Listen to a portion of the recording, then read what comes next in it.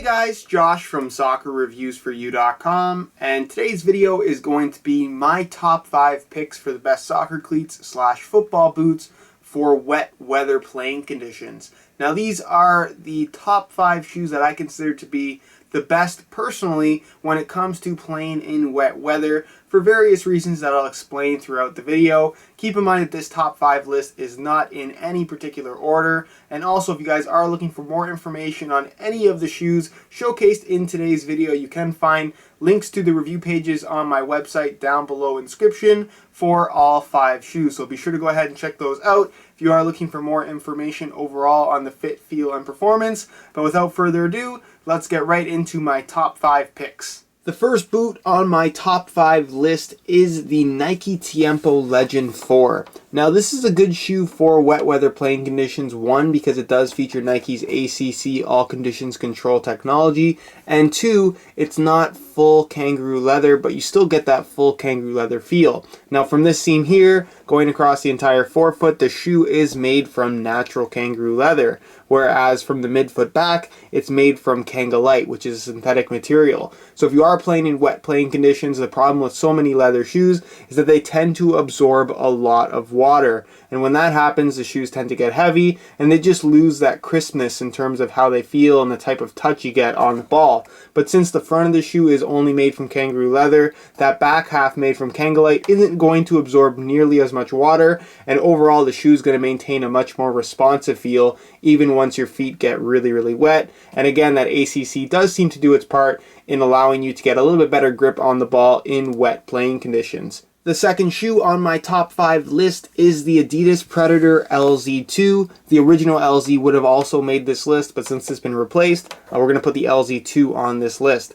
Now, to start off, you do get that synthetic hybrid touch upper, which doesn't absorb too much water when the shoe gets completely soaked. So again, you maintain that lightweight feel for the most part. It will absorb some water, but not a ton. And then, of course, the main attraction to this shoe are the lethal zones themselves. So you have 5 rubberized lethal zones on the upper of the shoe that are all heavily textured. They're not flat. They really don't hold any water. And for the most part, rubber just seems to do a really good job of providing that little bit of extra grip on the ball in wet playing conditions, which is really all you can ask for from any soccer shoe. So instead of Nike's ACC, you have physical rubber and you have a lot of it, and it really does seem to do its part in terms of providing that little bit of extra control on the ball when it can be a little bit slippery.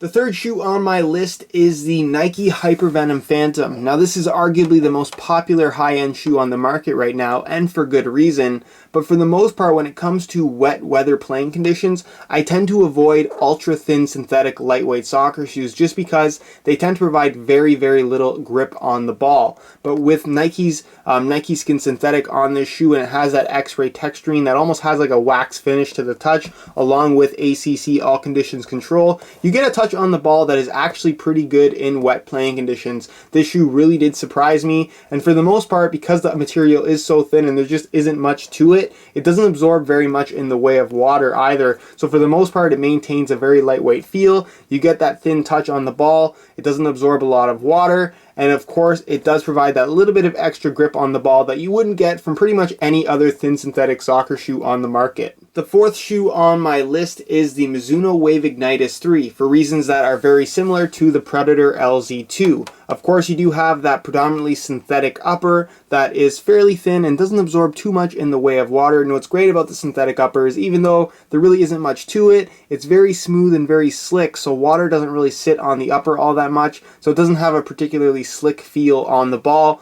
when playing in wet playing conditions. Of course, on the instep as well as through the main striking area of the foot, you have a rubber striking element that really does its part to provide that little bit of extra grip on the ball that you wouldn't normally have if it wasn't there, or if the shoe was just one piece of single synthetic. So again, rubber always seems to do its part in providing that little bit of extra grip on the ball, not to mention that the material as a whole just doesn't absorb very much water, so it will maintain its lightweight feel even when your feet become a little bit wet. The final shoe on my list is the Nike CTR 360 Maestri 3. Now this is a great shoe for wet playing conditions for so many different reasons. One being that the upper is Kangalite synthetic, so it has an incredibly leather-like feel, but doesn't absorb very much water at all, maintaining that lightweight feel even once the shoes get really, really wet. You have these little kind of holes there here that really do their part to disperse water. It doesn't allow it to sit on the upper. And then of course the shoe does have ACC, all conditions control technology,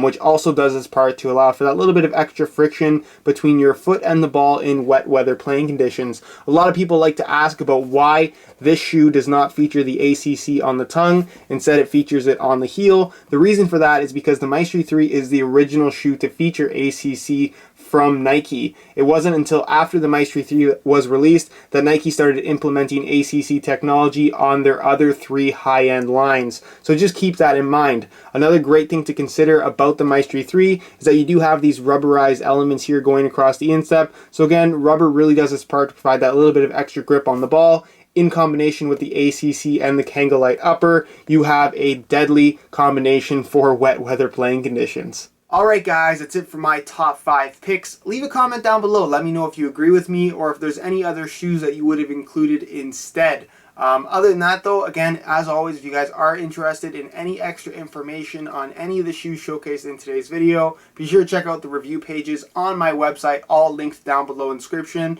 On those review pages, you'll also find buy it now links with the best prices online, including exclusive SR4U coupon codes to get yourself some additional discounts if you are interested in ordering something for yourself. As always, if you enjoyed today's video, be sure to support it with a like. Subscribe if you haven't already for daily videos on all the latest soccer gear. You can find all of my social media information down below in the description. And other than that, guys, hope you enjoyed today's video. And as always, thanks for watching.